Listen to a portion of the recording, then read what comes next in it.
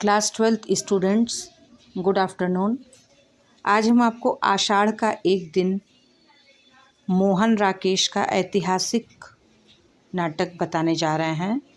इसमें इतिहास तथा कल्पना का सुंदर मिश्रण पाया जाता है। इसकी कथा वस्तु का संक्षिप्त सार इस प्रकार है कि पर्दा उठने पर अंबिका के घर का कमरा नज़र आता है। अंबिका धान फटक रही है। उसकी पुत्री मल्लिका गांव के कालिदास से प्रेम करती है। गांव में उन दोनों के प्रेम की चर्चा है। आषाढ़ का पहला दिन है। बाहर वर्षा हो रही है। उसी समय भीगे वस्त्रों में कांपती मल्लिका अंदर आती है। वह बाहर हो रही वर्षा और उसमें भीगने के आनंद का वर्णन करती है। वह कालिदास के संबंध में भी कोई बात करना चाहती है, किंतु अंबिका उसकी इन बातों की ओर ध्यान नहीं देती और वह अपने काम में व्यस्त हो जाती है। मल्लिका के प्रति अपना रोष प्रकट करती है। मल्लिका बार बार अपनी माँ से उसकी खींच का कारण जानना चाहती है। तभी दूर कुछ कोलाहल तथा घोड़ों की टापों का स्वर सुनाई देता है। दोनों झरोखे से झांक कर देखती हैं। मल्लिका पूछती है कि वे लोग कौन हैं, तो अंबिका कहती है कि वे राजकर्मचारी होंगे। कभी कभी वर्षों में ये आकृतियाँ दिखाई देती हैं और जब भी दिखाई देती हैं कोई अनिष्ट होता है। कभी युद्ध की सूचना आती है तो कभी महामारी की। पिछली महामारी में जब तुम्हारे पिता की मृत्यु हुई तब मैंने ये आकृतियाँ देखी थी। यह सुनकर वह कांप उठती है। वह अपनी माँ से उदासी का कारण दोबारा पूछती है तो माँ कहती है कि अग्निमित्र लौट आया है। मल्लिका कहती है कि वह अभी विवाह नहीं करवाना चाहती। अंबिका कहती है कि अग्निमित्र यह संदेश लाया है कि कालिदास के प्रसंग में मल्लिका की जो बदनामी हो रही है उसी से मल्लिका के ससुराल वालों ने इनकार कर दिया है। मल्लिका यह सुनकर उत्तेजित हो जाती है। वह अपने स्वतंत्र अस्तित्व और अपनी भावना को सुरक्षित रखने की बात कहती है। अंबिका ऐसी भावना को छलना और आत्म प्रवंचना बताती है।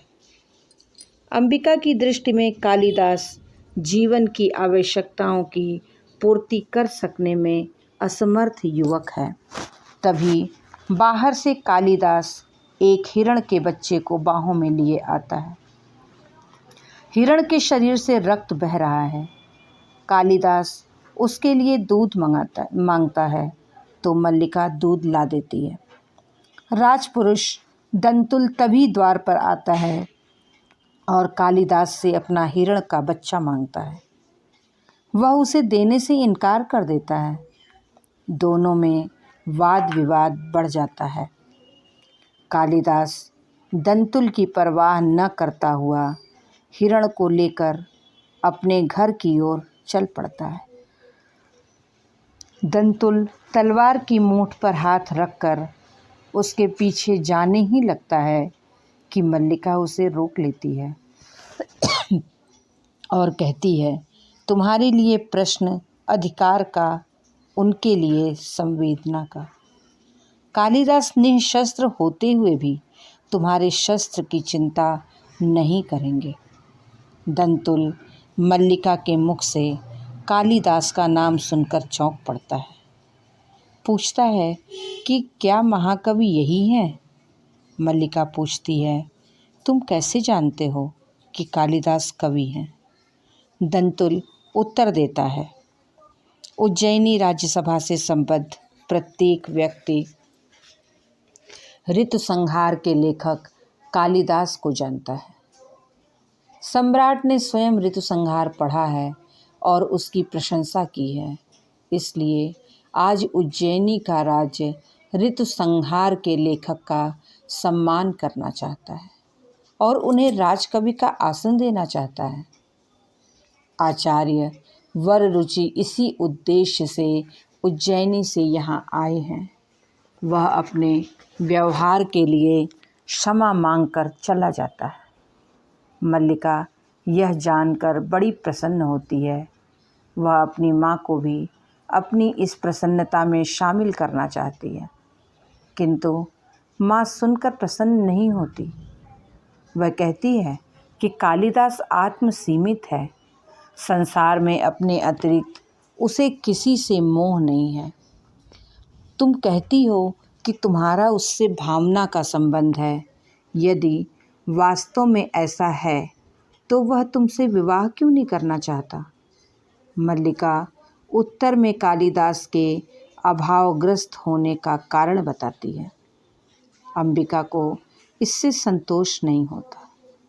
उसे शक है कि कालिदास राजकवि बन जाने, अभाव की पूर्ति हो जाने पर उसे भूल जाएगा।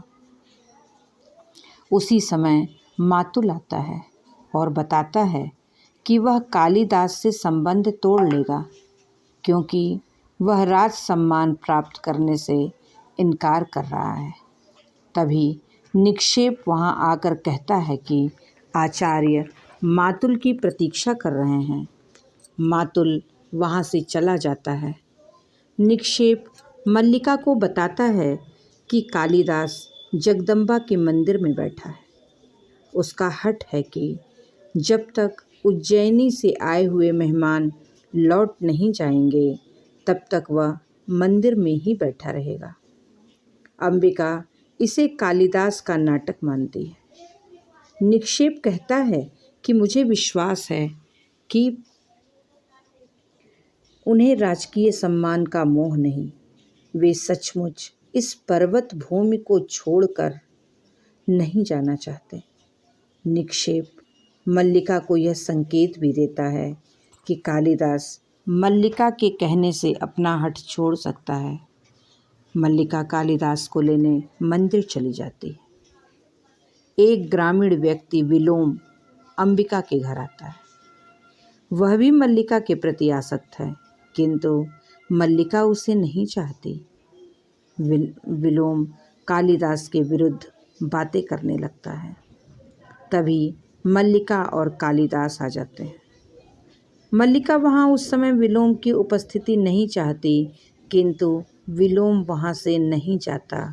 वह बार बार कालिदास पर व्यंग करता जाता है। वह उन दोनों के संबंधों की भी बात करता है। वह चाहता है कि कालिदास उज्जैनी जाता हुआ मल्लिका के साथ अपने भविष्य को स्पष्ट करता जाए।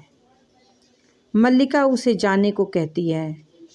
विलोम वहाँ से चला जाता है। मल्लिका कालिदास से राज सम्मान स्वीकार करने को कहती है।